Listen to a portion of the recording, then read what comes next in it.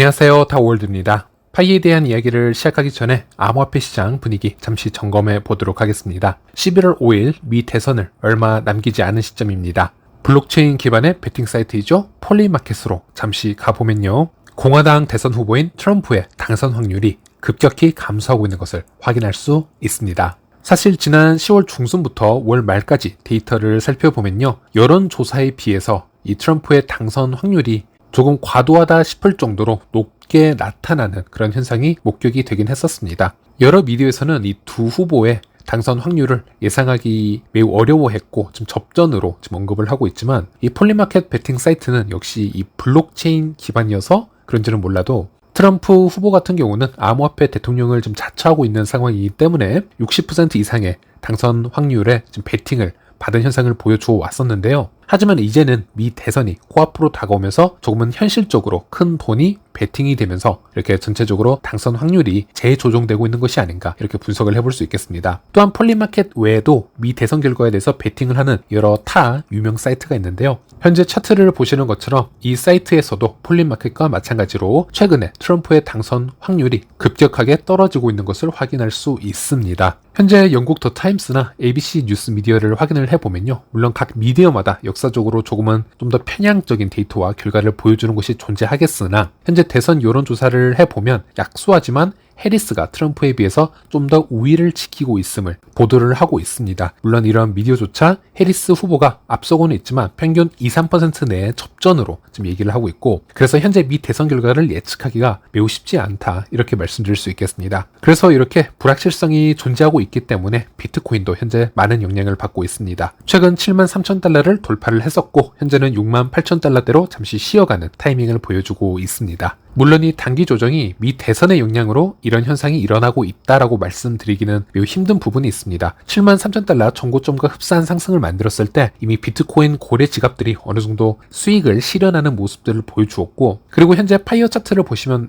아시겠지만 72,000 이후로는 좀 빼곡하게 매도벽이 형성되고 있는 것이 또 보여지고 있기 때문에 단기적으로 보았을 때 이 비트코인이 신고점을 달성하는 부분 여기가 1차 수익 실현 구간으로 생각을 할 수도 있어야 된다라고 말씀드릴 수 있겠고요. 그래서 뻔한 얘기가 될 수 있겠지만 이 강력한 저항 라인을 뚫고 올라가기 위해서는 미 대선의 결과가 끝이 나고 시장이 긍정적으로 반응을 해야 이 부분을 뚫어낼 수 있지 않을까 이렇게 예상을 해봅니다. 그래서 어제자 코인데스크의 한 문장을 인용을 하자면 시장은 불확실성을 싫어한다라는 월스트리트의 오래된 말이 있다. 지금 이렇게 전하고 있고 이 현상이 비트코인 가격에 어느 정도 반영이 된 것이 아닌가라고 볼 수 있겠습니다. 네, 바로 파이 관련 소식으로 넘어가 보도록 하겠습니다. 영상을 만드는 시간 기준으로 파이 마이그레이션은 잠시 멈춰 있는 상태입니다. 11월 들어서는 마이그레이션이 그렇게 빠르게 진행이 되고 있지는 않습니다. 3일 연속 이 데이터를 보면요. 23,000개, 16,000개, 그리고 6,700개 정도의 마이그레이션이 진행이 되고 있는 것을 볼 수 있고 10월 말에 우리가 기대했던 것보다는 11월 초가 조금은 실망스러운 속도로 진행이 되고 있다는 점 알려드릴 수 있겠습니다. 그리고 마지막으로 마이그레이션이 된 지갑 약 7,700여 개를 조사를 해보니 평균적으로 지갑당 약 628씩 들어오고 있고요. 물론 이 수치는 락업 물량까지 포함한 수치라고 보시면 되겠습니다. 그리고 이 중 약 90% 이상이 4,000파이 미만의 양으로 마이그레이션을 받고 있다라고 보시면 되겠고 이 7,700여 개 지갑 중 최소 마이그레이션 양은 1.8파이 정도로 나오고 있고 최대 마이그레이션 양은 8,114파이로 나오고 있습니다. 그리고 현재까지 마이그레이션 받은 지갑의 총수를 보면요. 684만 개 지갑을 넘어가고 있습니다. 네, 그리고 현재 파이페스트 이벤트가 계속 진행 중이고 그만큼 파이페스트 관련 여러 뉴스와 루머들이 커뮤니티를 통해서 급속히 퍼져나가는 그런 시기이기도 한데요. 일단 최근 파이페스트 관련 X 글들을 보면은 이 루머가 급속히 퍼져나가는 것을 확인할 수 있습니다. 내용을 읽어드리자면 파이코어 팀이 여러 날 동안 격려를 한 끝에 맵 오브 파이 앱은 이제 50만 명의 상인이 여기에 위치를 등록했습니다. 라는 글이 있고요. 그리고 이 글을 맵 오브 파이라는 계정의 이름을 가진 곳에서 시작이 되었기 때문에 많은 유저들이 이 뉴스를 믿고 전달을 하고 지금 공유를 하는 것을 볼 수 있는데 그래서 일단 팩트 확인을 해 보았고요. 실제 맵 오브 파이 개발자에 따르면 현재 맵 오브 파이 앱에서는 등록된 판매자 수를 표시한 적이 없다라고 해서 현재 저 50만 개 등록은 사실이 아님을 얘기를 해 주었습니다. 즉 저기 보이는 저 계정도 공식 계정이 아니란 뜻이 되겠죠? 맵 오브 파이 개발자가 이전에 주로 활동하던 곳은 특이하게 X가 아닌 페이스북이었는데요. 잉글랜드 런던 출신의 이 필립이라는 개발자가 운영하는 이 페이스북 계정이 있고, 실제 이 페이스북 계정에 링크가 되어 있는 X 계정이 있습니다. X에서 활발한 활동을 하고 있지는 않지만 여기가 공식 계정이라고 보시면 되겠고, 이 계정에는 50만 개 등록이라는 그 포스팅이 없는 것을 확인할 수 있습니다. 그래서 이 점 참조해 주시길 바라겠고, 그리고 파이챗에서 이 파이페스트 방에 입장을 해보시면요, 여기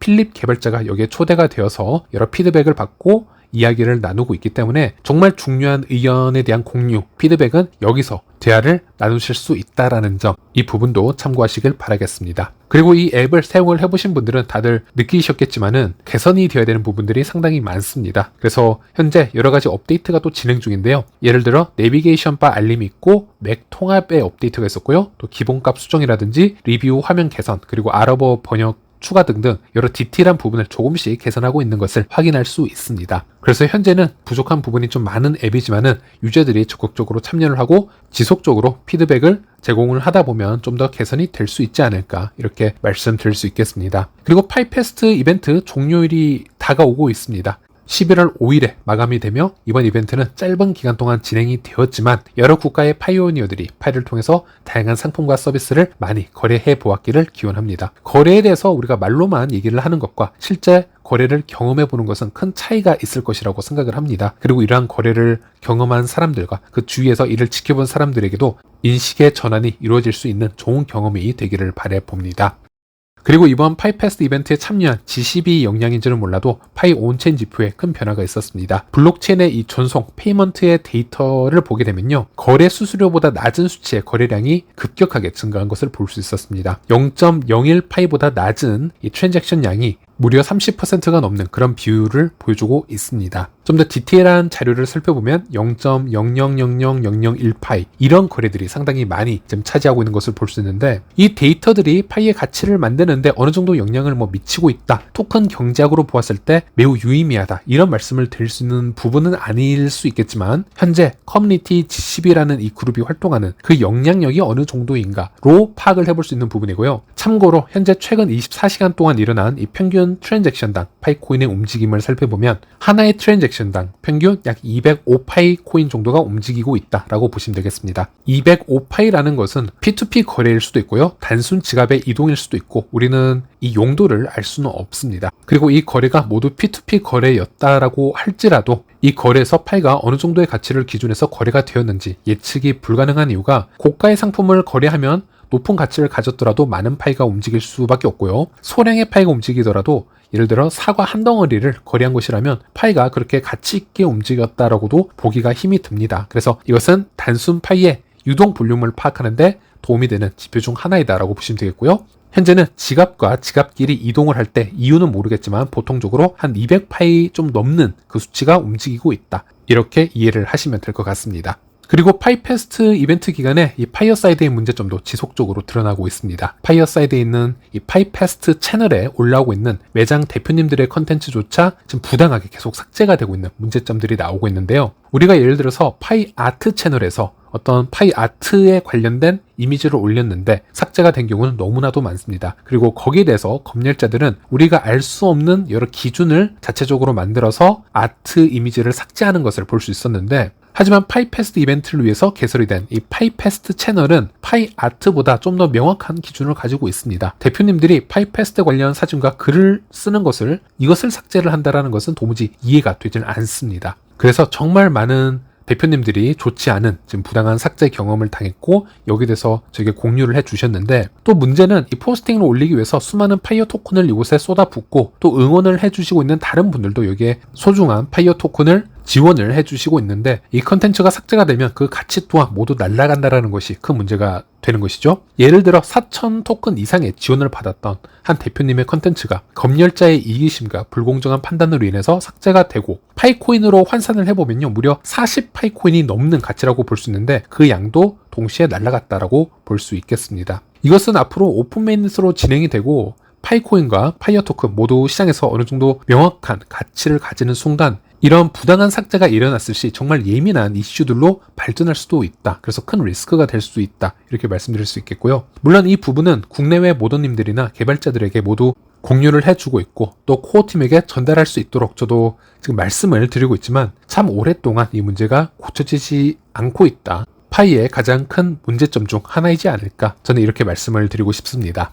네, 그리고 파이오니어와 헝가리 첫 모더였던 코지아의 이 대화 내용 하나 공유를 해드리도록 하겠습니다. 한 유저가 파이의 미래에 대해서 이렇게 낙관적으로 예측을 합니다. 파이는 이미 6천만 명 이상이 이 파이 앱을 설치를 했기 때문에 오픈 메인넷으로 전환이 된 후 수많은 사람들이 이 파이를 매수할 것이라고 쉽게 예측할 수 있습니다. 사람들이 여전히 암호화폐에 대해 긍정적인 감정을 가지고 있다면 파이의 가격은 상승할 수밖에 없습니다. 파이는 시장에서 가장 접근성이 높은 암호화폐입니다. 파이의 가치는 검증되지 않은 계정, 잃어버린 계정 또는 KYC를 놓친 경우로 인해 채굴되고 잃어버린 파이의 양도 동시적으로 증가할 것입니다. 그래서 만약 핵심팀이 2024년으로 오픈 메인넷으로 전환을 하게 된다면 수백만 개의 채굴된 파이가 또 손실되는 상황이 이루어질 것입니다. 이런 얘기를 했고요. 여기에 대해서 코지는 이렇게 답변하는 것을 볼 수 있었습니다. 우리는 많은 사용자들이 있지만 실제 활동하고 있는 유저는 6천만 명이라고 할 수 없으며 현재 마이그레이션 수치를 1,000만 명에 도달하기도 지금 어려움을 겪고 있습니다. 또한 우리 모두는 채굴자이며